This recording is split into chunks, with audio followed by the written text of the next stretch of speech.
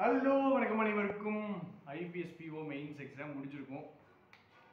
So பேசிக்காக இந்த video எதுக்கு அப்படின்னா, இந்த எக்ஸாம் நம்மளுக்கு என்ன கற்றுக் கொடுத்துச்சு. நாம் போயிட்டு ஒரு மெயின்ஸ் எழுதுகிறோம், அது ஒரு பிஓ மெயின்ஸ் எழுதுகிறோம், அதில் இங்கிலீஷ் எப்படி இருந்துச்சு, அதுலேருந்து நம்ம என்ன கற்றுக்குறோம், ஸோ எங்கெங்கே நம்ம அப்டேட் பண்ணணும், அதுக்கான வீடியோ தாங்க இது. சரியா? ஸோ ஃபஸ்ட்டு எடுத்த உடனே ஒரு விஷயத்தை நீங்கள் நல்லா புரிஞ்சுக்கிடுங்க. ஒரு பிஓ மெயின்ஸ் எக்ஸாம், அதுலேயும் ஸ்பெஷலாக IBPS PO mains and SBI PO mains வேறு மாதிரி இருக்கும். IBPS PO mains and SBI PO mains வேறு, மற்ற எல்லா மெயின்ஸும் வேறு. சரிங்களா?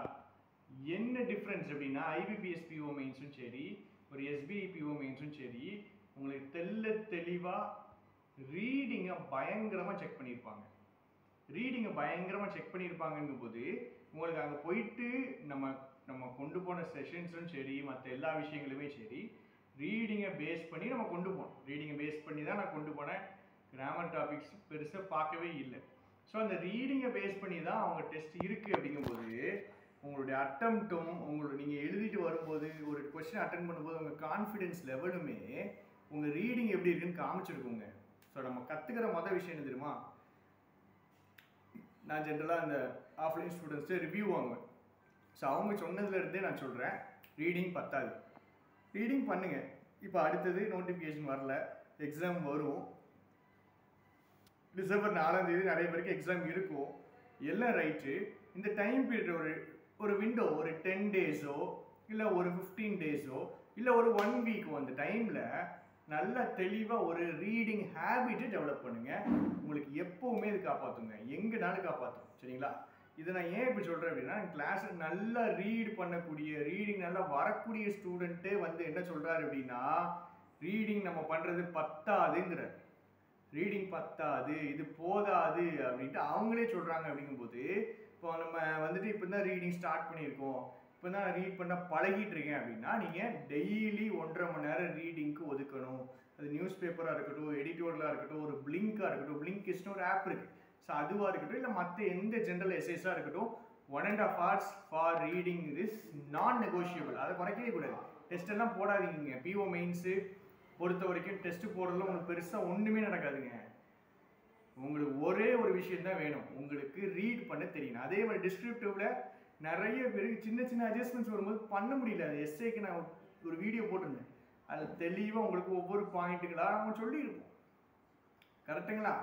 ஸோ அதை நீங்கள் கொஞ்சம் இம்ப்ளிமெண்ட் பண்ண ட்ரை பண்ணுங்கள். பட் அந்த ரைட்டிங் அந்த விஷயங்களுக்கெல்லாம் போகிறதுக்கு முன்னாடி ஒரு எடிட்டோரியல் எடுங்க. அந்த எடிட்டோரியலை புரிஞ்சுக்கிடுங்க, அதுக்கு சம்மரி எழுதுங்க.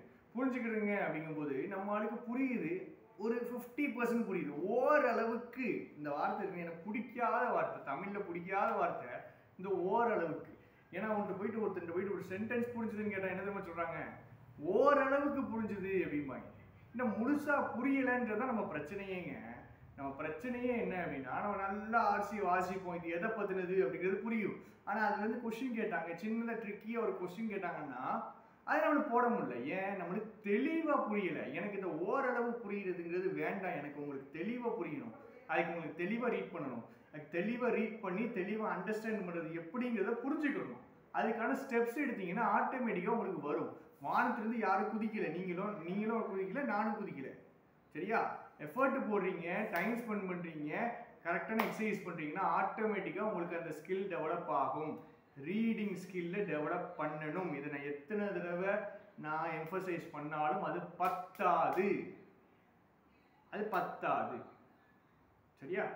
ஸோ கொஞ்சம் நமக்கு இந்த எக்ஸாம்லேருந்து நீங்கள் எதை கற்றுக்கிறீங்களோ இல்லையோ, நீங்கள் பாஸ் ஆகுங்க, ஃபெயில் ஆகுங்க, எல்லாம் எதுனாலும் ஓகே, என்னன்னாலும் இருக்கட்டும், எப்படினாலும் நீங்கள் பண்ணியிருந்தீங்கனாலும் சரி, உங்களுக்கு இது 1st மெயின்ஸோ 5th மெயின்ஸோ 10th மெயின்ஸோ இல்லை ஒரு 15வது மெயின்ஸோ, உங்களுக்கு தெளிவாக அந்த இடத்துல நம்ம இந்த ஏரியாவில் வீக்கு, நம்மளுக்கு ரீடிங் இன்னும் நல்லா பண்ணணும் அப்படிங்கிற அந்த மைண்ட் செட்டை கண்டிப்பாக இந்த கொஸ்டின் பேப்பர் கொண்டு வந்திருக்கும்.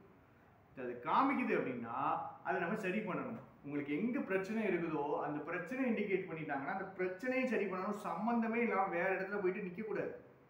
சம்மந்தமே இல்லாமல் ரீடிங்னா எனக்கு பிரச்சனை, எனக்கு ரீடிங் வர மாட்டேங்குது, எனக்கு சென்டென்ஸ் புரிய மாட்டேங்குது, எனக்கு ஒகேப்ஸ் மண்டையில் ஏறலை அப்படின்னா அதை சரி பண்ணிங்கன்னா தான் உங்களுக்கு மார்க் ஏறும்.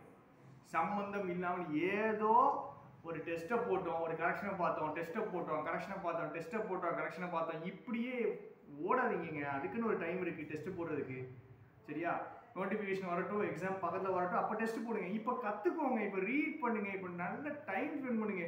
நான் கஷ்டப்பட்டு எனக்கு நல்லா ஞாபகம் இருக்குது, நம்ம கிளாஸ் எடுக்கிறது வந்துட்டு நம்ம வந்து சும்மா எடுக்கிறது கிடையாதுங்க. நான் உட்காந்து அதுக்கு தேடணுங்க, கொஸ்டின் தேடணும், கண்டென்ட் தேடணும், அதுக்கு வந்து படிக்கணும். ரெண்டாவது நான் கஷ்டப்பட்டு எனக்கு நல்ல ஞாபகம் இருக்குது, அது ஈஸியாக இல்லை. மோஸ்ட் டிஃபிகல்ட் ஆர்சி அப்படின்னு ஒரு ஆர்சினா போடுறேன்னு வச்சுக்கிறோம்.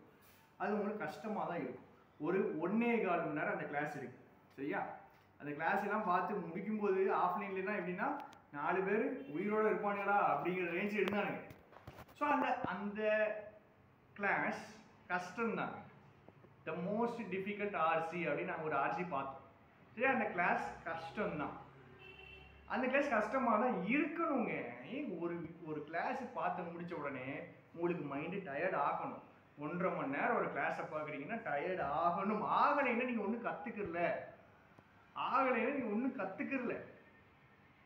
அந்த கிளாஸ் எல்லாம் அவ்வளோ கஷ்டப்பட்டு நம்ம போடுறோம். இவங்களுக்கு அந்த மைண்டு டயர்ட் ஆகும்போது ஜென்ரலாக ஸ்டூடெண்ட்ஸுக்கு இருக்கிற மென்டாலிட்டி சொல்கிறேன். நிறைய பேர் நீங்கள் பார்த்துருப்பீங்க, படிச்சிருப்பீங்க, அதோடைய டிஃபிகல்ட்டியை பார்த்துருப்பீங்க. அப்படியே ஒரு ஒரு ஒரு 20 நிமிஷம் கஷ்டமானவொடனே அப்படியே நிப்பாட்டிடுவானுங்க.